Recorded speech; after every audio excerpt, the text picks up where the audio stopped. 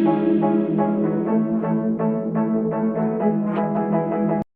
Next further मैं आपको teach करूंगी एडवर्ब ऑफ मैनर। मैंने आपको पहले बता दी कि एडवर्ब क्या है, एडवर्ब के बारे में गाइड कर दिया। आई होप कि आपको अच्छे से समझ आ गई है। अब नेक्स्ट कुछ टाइप्स हैं। अब एडवर्ब ऑफ मैनर क्या होता है? मैनर होता है बिहेव। किस तरह का मैनर हो सकता है? क्विकली, ठीक है, स्लोली, कामली, फुलिशली, ब्रेवली। ये क्या है? ये सारा है एडवर्ब ऑफ मैनर। ठीक है, इसे एडवर्ब ऑफ मैनर कहते हैं। अब हमने इनका एडवर्ब ऑफ मैनर का सेंटेंस में यूज करना है। लाइक फॉर एग्जांपल मैं एक सेंटेंस कहती हूं, the Pakistan army fought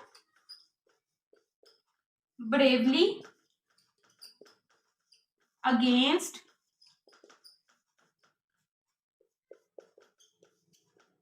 Indian army. अब मैंने यहाँ पे सेंटेंस लिखा है the Pakistan army found bravely. अच्छा, इधर फाइट क्यों नहीं आया? इधर फाउंड क्यों है?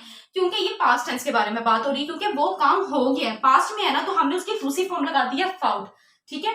अच्छा, Pakistan army found bravely against the Indian army.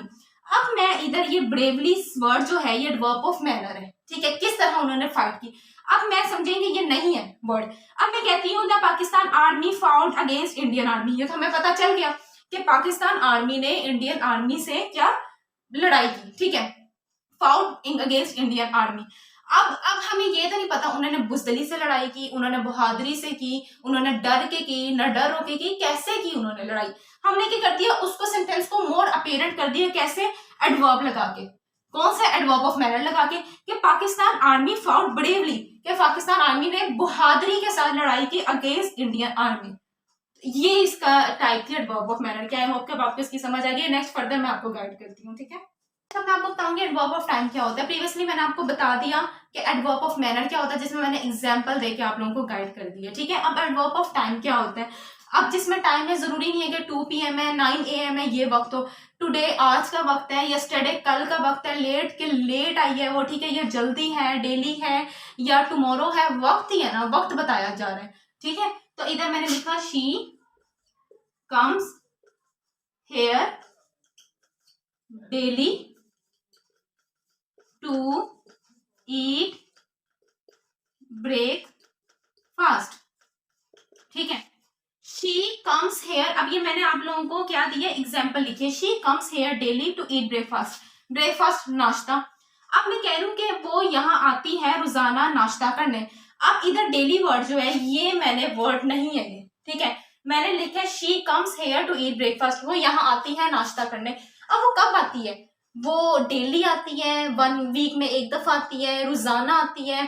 ठीक है, ये कभी कभी आती है। कब आती है? हमने क्या किया, सेंटेंस को मजीद अपेरेंट कर दिया। कैसे? मैंने ये डेली लगा के कि वो यहाँ रोजाना नाश्ता करने आती है।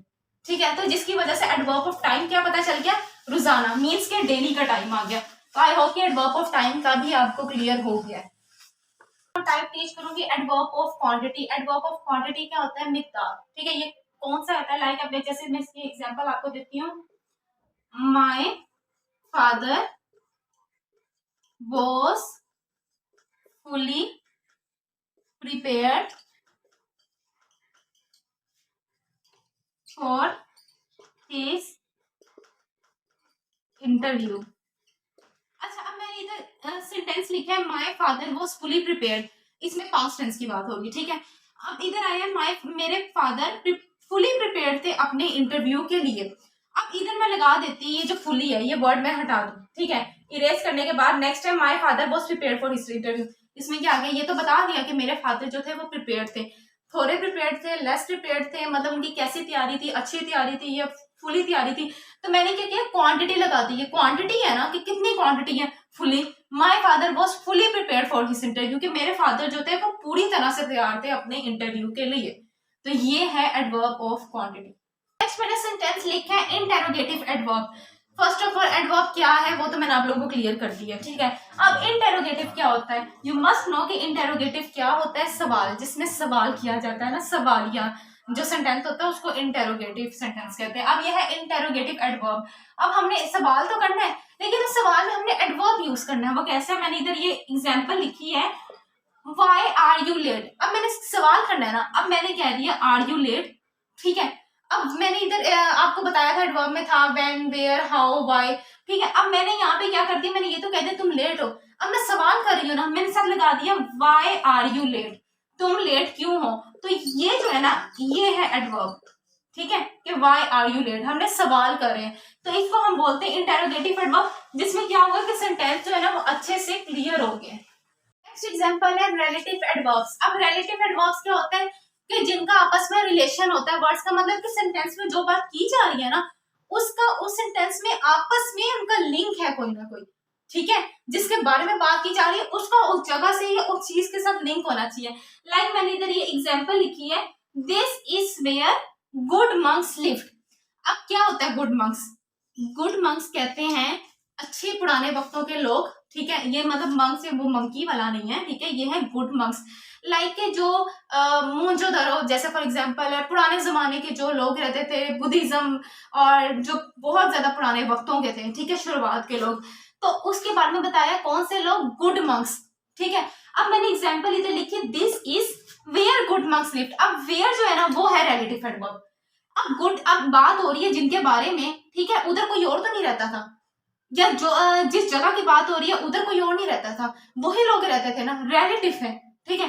तो इधर है this is where, where, this is where, ये है वो जगह जहां, वेयर मतलब जहां, ये सवाल वाला वेयर नहीं है, कहां, ये जहां गुड मंक्स लिव्ड, जो रहते थे, ईडी है ना, पास्ट के बारे में बात हो रही है, जो this is where good monks lived, जहां गुड मंक्स रहते थे।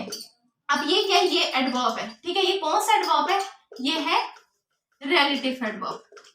क्लियर है? अब मैंने आप लोगों को बता दिया, ठीक है, कि जिसका आपस में रिलेशन है उस जगह का, लाइक फॉर एग्जाम्पल मोहनजोदड़ो की ही मिसाल ले लेते हैं एग्जाम्पल।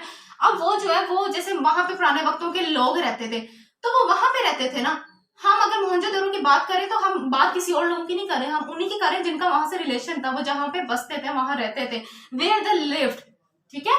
तो ये मैंने आप लोगों को कुछ टाइप्स दी एडवर्ब की क्लियर कर दी, जिसकी मदद से ना हम सेंटेंस जो स्ट्रक्चर है ना वो अच्छे से बना सकते हैं, और हम बात को जल्द अच्छे से मोर अपेरेंटली तरीके से सेंटेंस को स्ट्रक्चर जो है वो उसका हम कंप्लीट करते हैं। आई होप कि आपको आज का जो टॉपिक है वो समझ आ गया होगा। मैं ये मेन डेफिनेशंस करती हूँ ताकि आप लोग अपनी इंग्लिश, अपनी ग्रामर, अपनी वोकेबलरी इंप्रूव कर सके। आगे मैं मजीद टेंसेस का भी वीडियोस बना के आप लोगों के लिए बताऊंगी, सारा टीच करूंगी। Then further skills, writing skills, reading skills, tips, तो हम इन सब वीडियोस को कंसिस्टेंसी के साथ देखें। And hope for the best of luck for your learning journey. Allah Hafiz.